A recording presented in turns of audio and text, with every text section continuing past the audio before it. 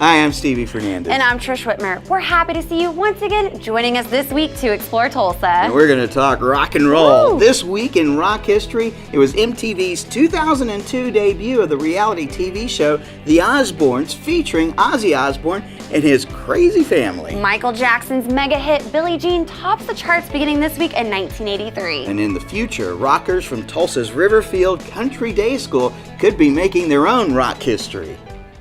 Do I ever get referenced as Jack Black? Well, yeah, kind of. Sometimes, even as we've had trips to things like the BOK Center to work with some bands. We spent a day with AC/DC, and Angus Young actually referred to me as Jack Black, which was pretty cool.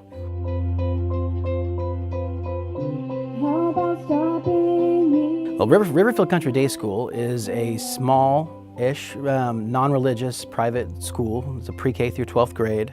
We have been around since 1984. We have a little over 600 students, pre-K through 12. It was accepted at Riverfield from day one. It kind of fits with the school. It's a very forward-thinking school. A lot of what we do is sort of what's the next big things in education we try to already be doing. And whether it's intentionally or unintentionally, just because the way that our faculty is allowed to be very creative in the way that they present materials. So ultimately the goal is for the student to learn, and sometimes the most efficient way, and most of the time the most efficient way, is not the way that it's been done for the last 50 years.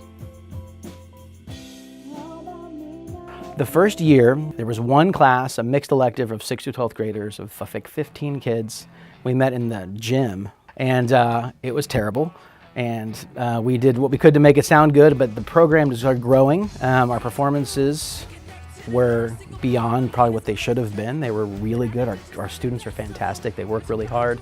They promote well.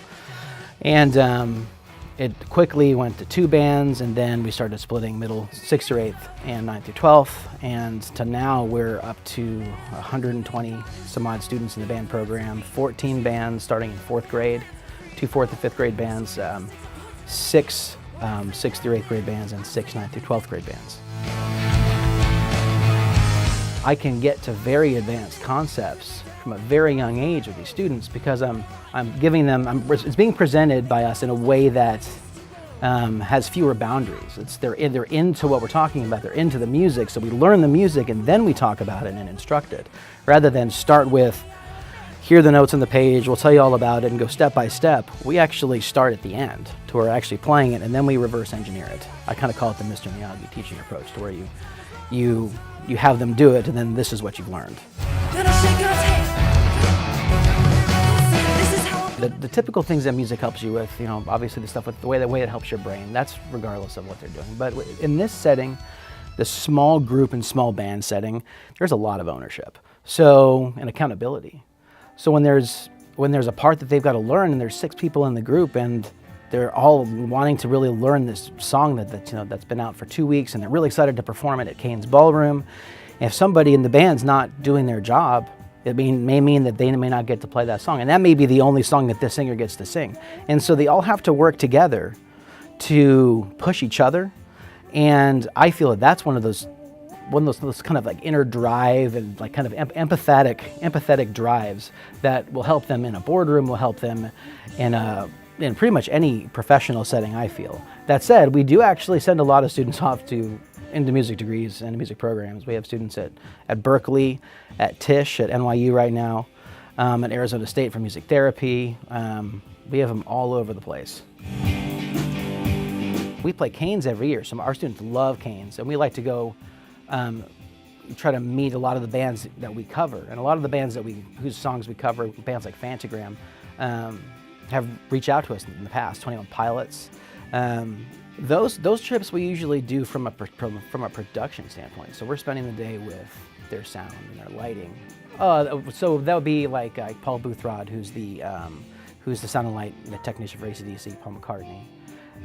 Spending the day with those crews and the bands, getting to meet the bands. That's really fun for the students, getting to meet like their idols and stuff like that. We got to hang out with Roger Daltrey when he was in town with Clapton, and he was so great with the students.